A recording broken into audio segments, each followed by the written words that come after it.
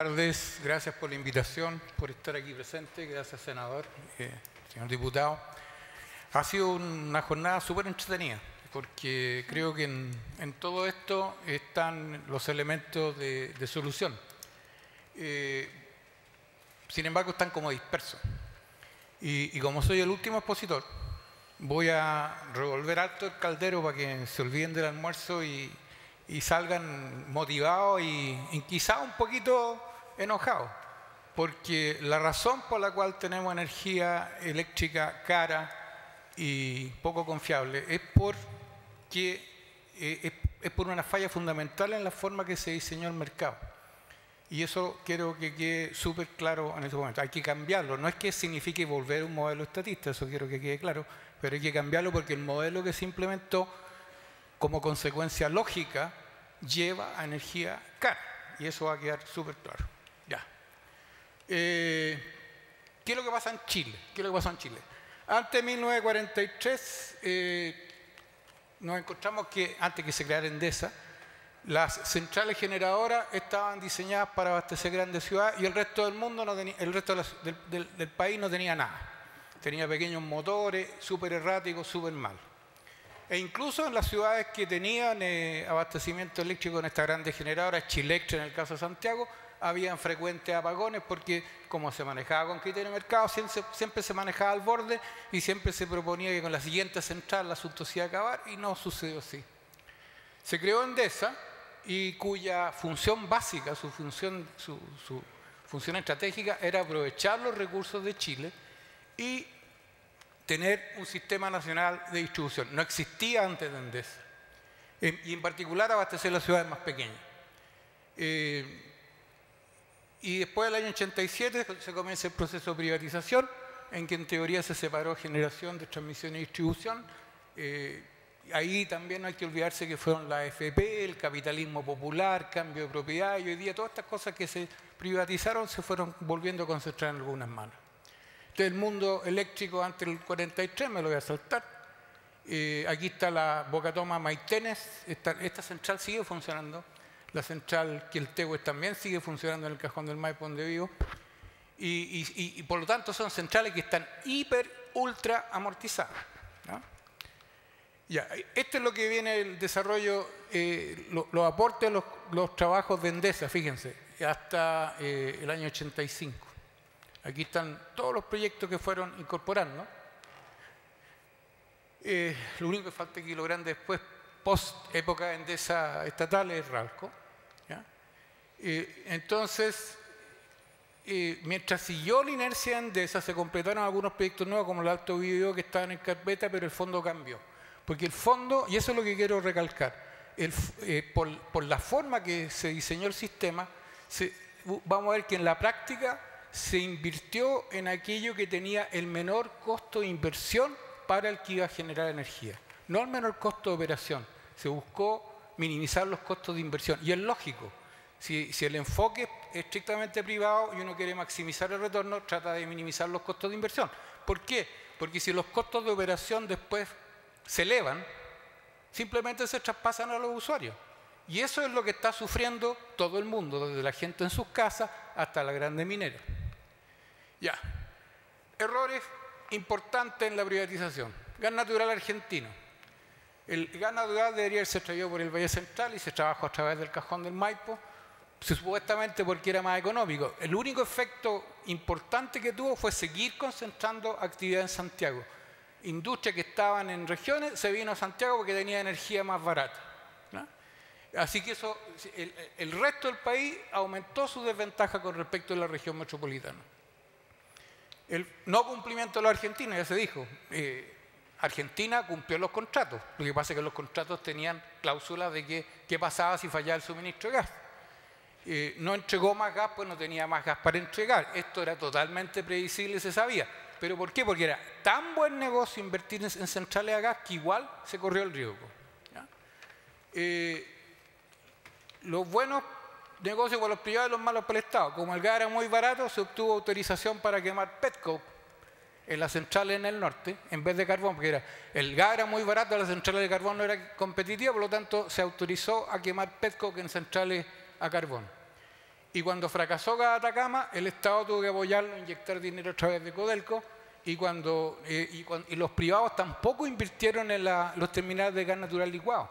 No hubo el respaldo, falló el gas, no había terminal de gas natural licuado, y cuando se invirtió hubo que hacerlo con apoyo directo e indirecto a través del Estado. ENAP, en el caso del terminal Quintero, y en el caso en el norte, Codelco. Y se ha mencionado varias veces el gas de Magallanes. Cuando yo me partí en este cuento energético era relativamente mucho gas, y hoy día queda muy poco.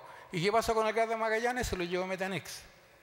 Esa es la verdad. ¿A qué precio? Nunca subimos. Nunca supimos cuánto le pagaron a ENAP por el gas que vendió Magallanes. Nunca supimos las cláusulas de ese contrato, si había reajustabilidad en función de los precios internacionales. No tenemos idea.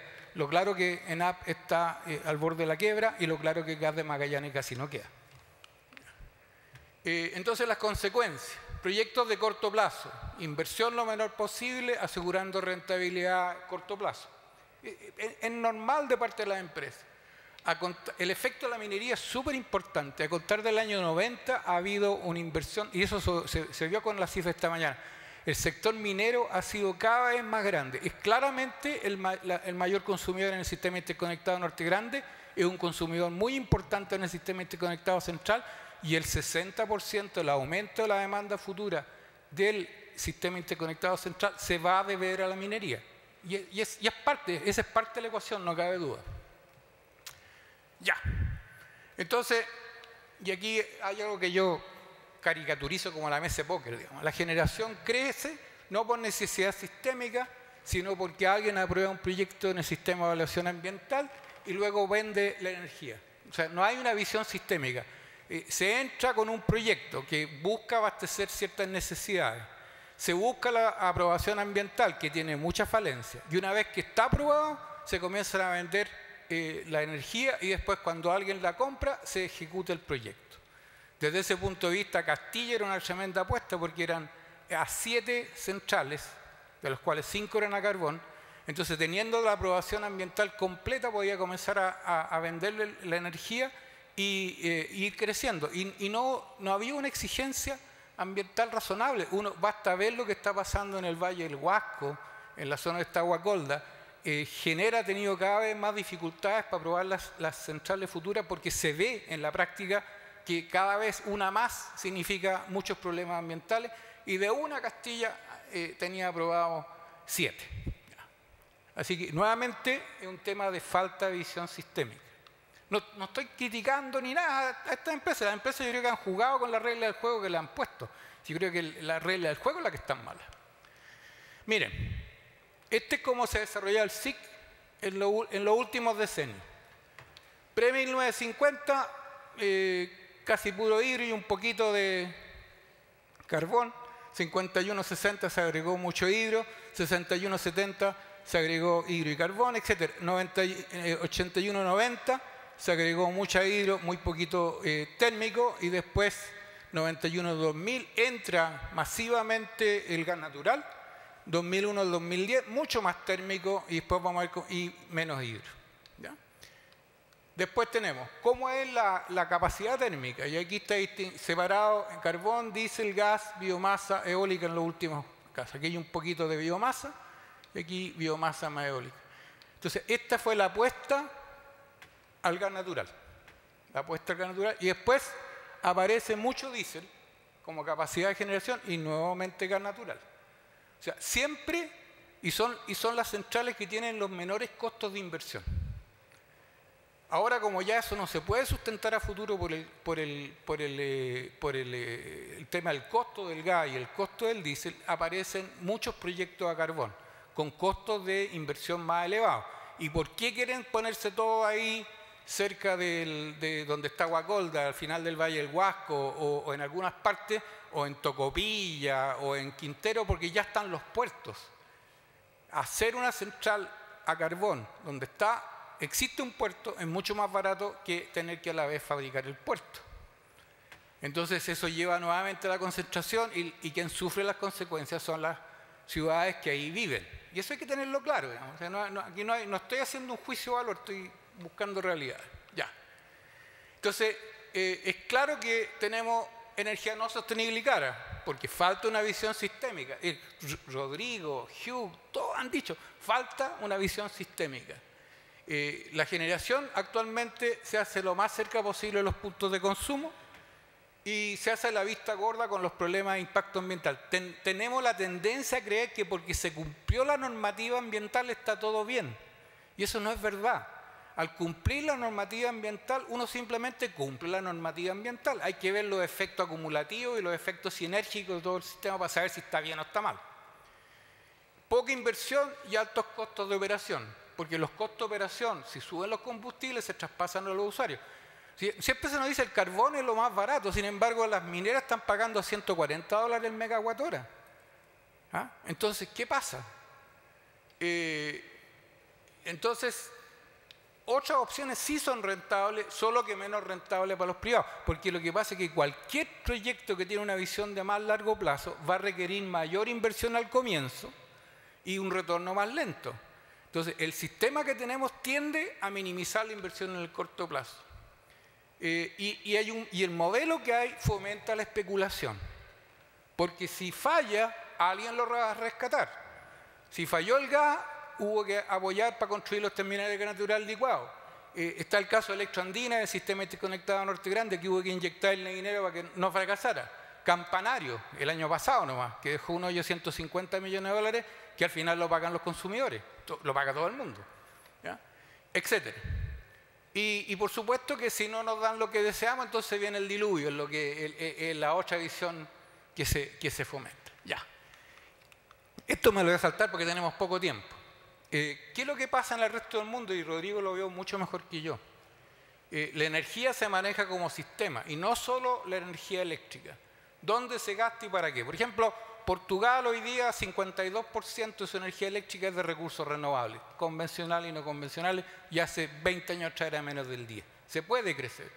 Recursos locales, se da preeminencia en los recursos locales para fomentar proyectos y trabajo local. Soluciones mixtas. La solución óptima es una mezcla de alternativas que varía en función de la realidad. Y nuevos paradigmas, que son cosas que se han tocado largamente en este seminario. Generación distribuida, net metering, red inteligente. Y antes que todo, eficiencia energética, que casi no se ha hablado. Y es clave, es el pilar en todo el mundo. Las mineras lo están tomando súper en serio. Las mineras grandes, Codelco, BHP, todos lo están tomando súper en serio el tema, porque saben que su ley va bajando, por lo tanto tienen que ser cada vez más eficientes. Tenemos que eso ampliarlo a todos lados. Ya. ¿Qué pasa? Miren, dice que hoy día los costos han bajado de celda a menos de 70 centavos de dólar por watt peak. Estoy equivocado porque realmente está bajo $0,5 el watt peak hoy día. Esta es la mina que escribí hace un año, ya está desfasado. Y a menos de $1,50 por watt nominal para grandes sistemas.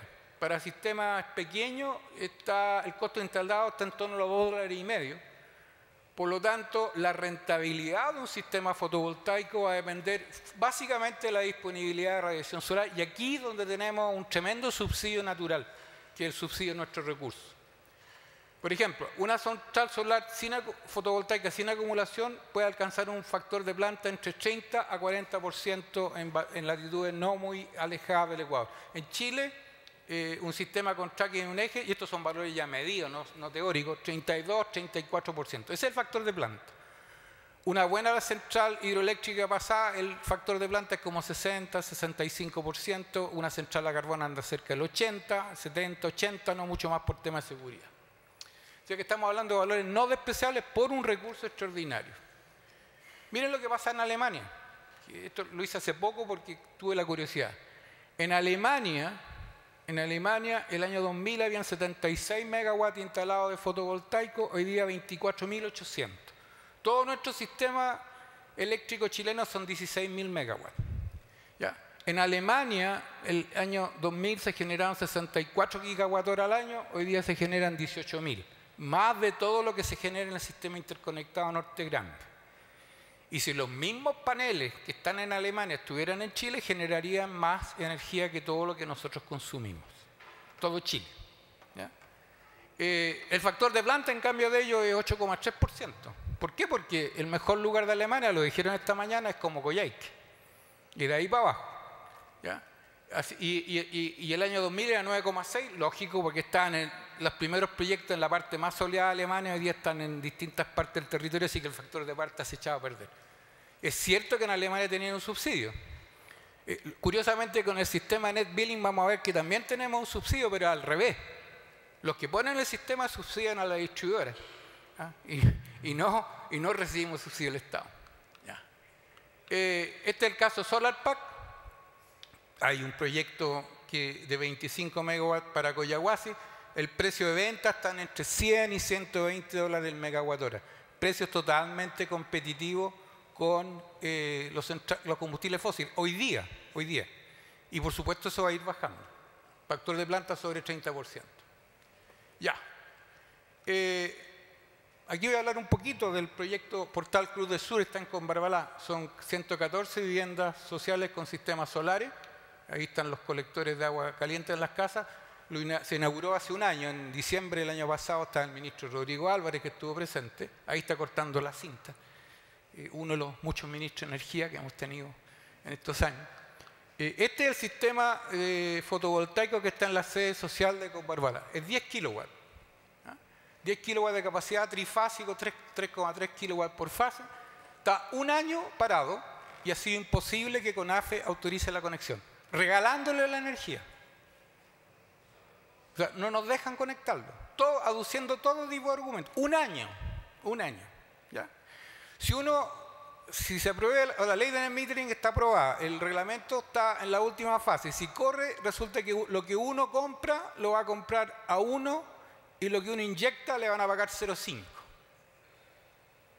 Así está. O sea, en Alemania era 5-1 como partieron. Lo que uno inyectaba le pagaban 5, lo que uno compraba le pagaban 1. Hoy día todavía recibe la gente un poquito más que lo que le cobran y va a converger a 1 dentro de poco.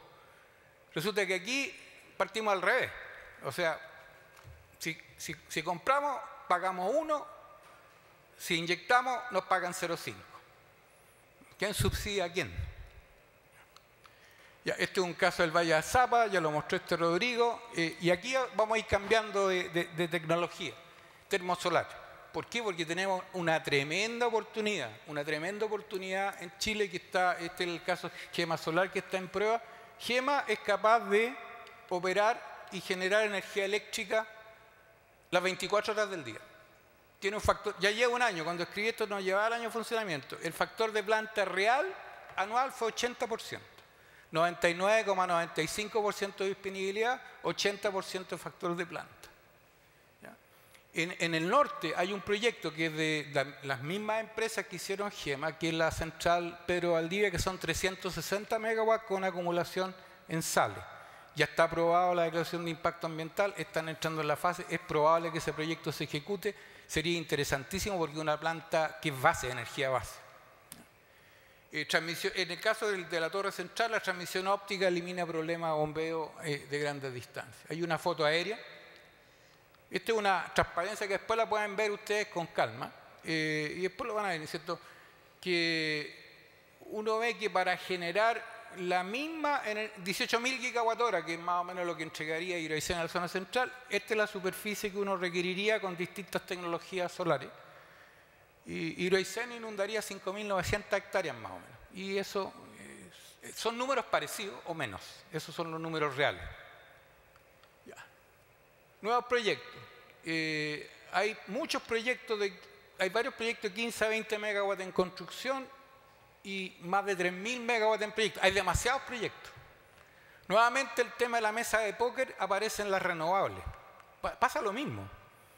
Hasta el año 2000, a fines del 2010, mediados del 2011, casi todo lo que entraba en renovable variable era eólico. Y de repente comienzan a aparecer los solarios. Primero fue el proyecto SolarPack y ahora está ingresado al sistema de evaluación ambiental más de 3.000 megawatts.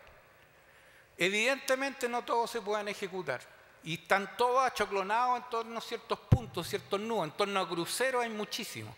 ¿Y por qué? Porque el costo ha bajado tan rápido que lo hace más atractivo que eólico, porque requiere menos inversión, o sea, requiere menos estudio, hay menos variabilidad, es más seguro, etc. Entonces, la planta termosolar pero al día que ya la mencioné, eólica hay más de 1.500 megawatts en proyecto de construcción, más de 300 megawatts en operación. A propósito, en España hay más de 1.500 megawatts en operación de termosolar, es decir, no eólico. Geotermia, solo proyecto en sus fases iniciales, pero hay un enorme potencial. Y aquí una pregunta que me hicieron Fernando Flores del CENIC, me dijo, ya, oye, ¿cuánto se necesita para triplicar la generación eléctrica en Chile? O sea, lo que tenemos, ¿cuánto más tengo que agregarle para triplicarlo? Fíjense, aquí depende tecnología. Si yo me voy al zinc y yo trabajo, aquí hablo solo de energía, no quiero meterme en el tema almacenamiento, otras cosas que Rodrigo lo habló muy bien, y al final quiero decir unas palabras con respecto al SIC de eso. Necesitaría 126,8 kilómetros cuadrados si uso fotovoltaico y 75 kilómetros cuadrados en CSP. Y en el SIC, aquí están los otros números, bastante más para la generación del SIC y CSP, y este es el total. Si uso la tecnología fotovoltaica, estamos hablando que son 25 por 25 kilómetros, y con CSP 19 por 19 kilómetros, y por lo tanto para generar el doble de lo que actualmente generamos, o sea, triplicar nuestra capacidad, necesitamos más o menos 35 por 35 kilómetros. Esa es la superficie de terreno que necesitamos ocupar, considerando que se usa solo un 30% del terreno, el resto es espacio vacío. Aquí está esos 35 por 35 kilómetros proyectados en la segunda región. Obviamente no todos tienen que estar en el mismo lugar. 35 por 35 kilómetros parecen muy grandes, pero fíjense, eso es lo que ocupa en la segunda región y eso es lo que ocupa en la tercera, que es donde la otra área crítica, ¿ya?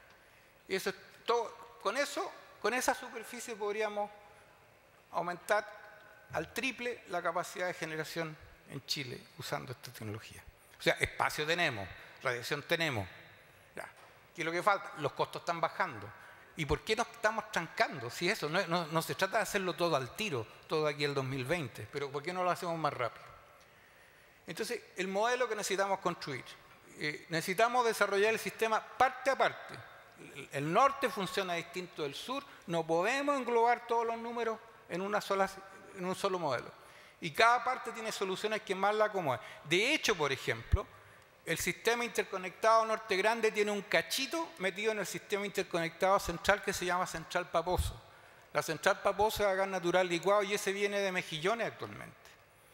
Y es probable, eso estamos viendo, lo que uno pueda ampliar la capacidad de generación, porque lo lógico, si uno quiere rápidamente incorporar renovable variable al sistema, debería tener el respaldo con gas, que es lo que requiere menor inversión, y hay que ver cómo hace las licitaciones. Hay dos zonas críticas desde el punto de vista de la oferta. De la cuarta a la tercera región es súper crítico. Hay tremenda cantidad de inversión minera que está en el corto plazo y se está atrasando por falta de desarrollo eléctrico. Es una zona crítica que hay que mirarla muy seria de manera sistémica. Y la segunda es de la región de los ríos Chiloé, que es una zona que está está tambaleando, es mala la red, es mala la generación, está tambaleando. Hay que promover soluciones mixtas. La solución no va a pasar 100% solar, 100% carbón, hay que buscar soluciones mixtas. Por ejemplo, gas natural licuado y renovables variables, o geotermia más renovables variables. Y definir estándares. Si se definen estándares, aparecen buenos proyectos. Basta ver la licitación de Collahuasi y varias más que vienen en carpeta. Las baterías. No tengo la figura. En el sistema interconectado central, la mayor demanda es en las horas del día. Más aún, la época que más las centrales de embalse las encienden en las horas del día. Cuando más radiación solar hay y cuando más recurso eólico hay, es desde primavera a otoño, que es la época que es más crítica la situación de embalse. Y con los embalses que tenemos unas baterías naturales. Ni siquiera hay que bombear agua como en Suiza. Es cuestión de no usarla. Y se usa hoy día en las horas del día. Entonces, nuevamente falta este enfoque sistémico. Las generadoras probablemente salen ganando porque van a comenzar a ahorrar la situación crítica. La situación más crítica para los embalses en marzo, abril, mayo, cuando terminó cuando terminó el deshielo viene el estiaje y se hizo el máximo consumo. Ahí fue cuando fueron los apagones en el 95, 97, porque Endesa se comió la reserva que tenía en Laguna El Laja, porque se le había trazado un proyecto de generación a gas. Y apostaron a que podían tener el proyecto listo antes de que bajara demasiado el embalse, y le resultó mal la apuesta y los apagones lo sufrió todo el país. Otro ejemplo de cómo las decisiones privadas afectan lo público. Ya. Entonces, primero, Chile tiene condiciones óptimas. No existe otro país en el mundo con tal cantidad y variedad de recursos renovables. Geotermia, solar, eólica, hidroceánica, biomasa, la que se le ocurra, en distintas partes. Hay oportunidades de desarrollo, dan oportunidades de emprendimiento, tecnología y trabajo. Es bastante más lógico que quemar fósiles porque es más barato. Y al final resultamos que todos pagamos mucho más. Por supuesto está el pilar de la eficiencia energética, que es lo que está ausente en esta discusión. Es el punto clave. Es el punto clave. Hay que trabajar, y ese es mucho trabajo, hay que ser muy sistemático y avanzar en ello. Y cambiar el modelo de desarrollo eléctrico. Definiciones claras de necesidad y luego buscar formas óptimas de satisfacerla, probablemente a través de licitaciones. No estoy diciendo volver a un modelo estatista. Creo que lo que pasa es que pasamos de un modelo estatista a uno tan privatizador que vio solamente la generación y el consumo y creció un híbrido, una cosa rara, ¿ya? Y fijar condiciones, porque hay que fijar condiciones mínimas medioambientales. Entonces, y en particular, no lo tengo acá, yo le pondría, o quizás lo tengo, no, lo tengo, le pondría barreras muy fuertes a las centrales a carbón. ¿Por qué? Porque las centrales a carbón son las menos flexibles. No les gusta que varíe la potencia de generación. Cuesta mucho echarla a andar, cuesta mucho pararla, no les gusta bajar al nivel técnico, no les gusta variar su potencia en el corto plazo. Y además, contamina. Entonces, hay que ponerle barreras para que los costos los asuma y podamos tener un sistema que sea mucho más barato en el mediano plazo, ni siquiera en el largo plazo. Muchas gracias.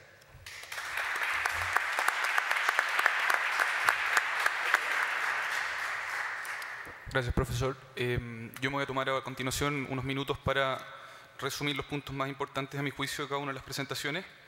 El profesor Rodrigo Palma